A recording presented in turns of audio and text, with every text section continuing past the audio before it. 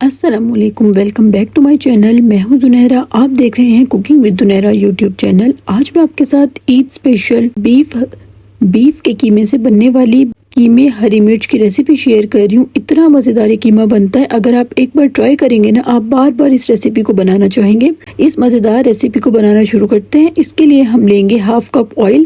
میں نے اس ریسیپی میں آئل کا استعمال کم کیا ہے، آپ اپنی پسند کے مطابق آئل بڑھا بھی سکتے ہیں۔ اب ہم اس میں ڈالیں گے کچھ کھڑے مسالے، جس میں ہے زیرہ، دار چینی اور لونگ۔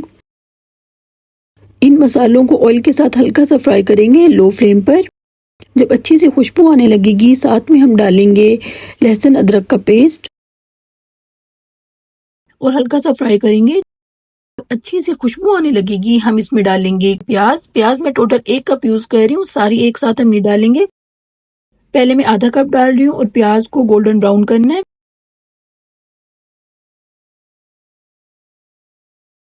پیاز جب اپنا کلر چینج کرے گی، ہم اس میں ڈالیں گے قیمہ۔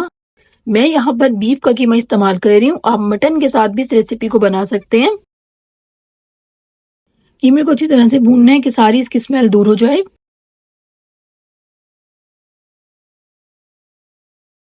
جیسے ہی قیمے کا کلر چینج ہو، ہم اس میں ڈالیں گے نمک۔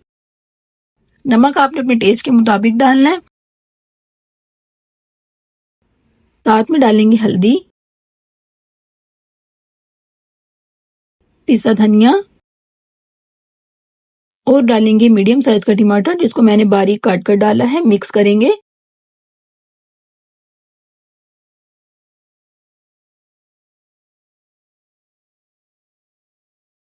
مسالے جب اچھی طرح سے بھون جائیں گے، قیمے کے ساتھ ہم کور کریں گے اور فلیم کو لو کریں گے اور قیمے کو اپنے ہی پانی میں پکنے دیں گے 10 سے 12 منٹ کے لیے۔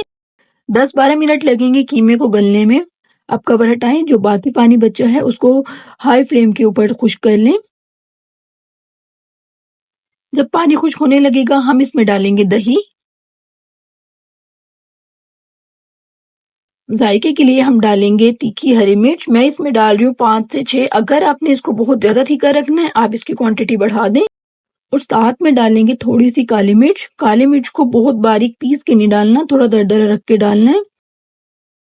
مکس کریں گے اور فلیم کو ہائی رکھنا ہے۔ ہائی رکھ کے دہی کا سارا پانی خشک کر لیں گے۔ دیکھیں، جب اس طرح سے تری اوپر آنے لگے گی، ہم اس میں ڈالیں گے باقی بچا ہوا پیاز۔ مکس کریں گے اور 2-3 منٹ کے لیے کور کر دیں گے، فلیم کو لو کر کے، جو بعد میں ہم نے پیاز ڈالا ہے اچھے سے سافٹ ہو جائے۔ مزیدار قیمہ تیار ہے۔ لاسٹ میں ہم ڈالیں گے تھوڑا سا پانی اور باریک کٹ کر ڈالیں گے ادرک۔ مکس کریں گے۔ نہایت مزیدار قیمہ ہری مرچ تیار ہے۔ ڈیفینیٹلی آپ اس کو ٹرائی کریں گے، آپ کو یہ بہت پسند آئے گا۔ اس ریسیپی کو آپ نے اس عید پر ضرور ٹرائی کرنا ہے۔ مزیدار قیمے کو ڈش آؤٹ کریں۔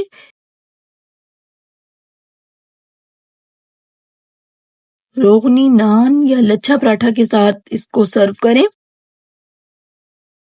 اگر ویڈیو پسند آئے تو ویڈیو کو لائک کر دیں، اور ایسی ہی آسان اور مزیدار ریسیپیز دیکھنے کے لیے کوکنگ ود زنیرہ کو سبسکرائب کر لیں۔ ملتے ہوں نیکسٹ ویڈیو میں انشاءاللہ۔ اللہ حافظ۔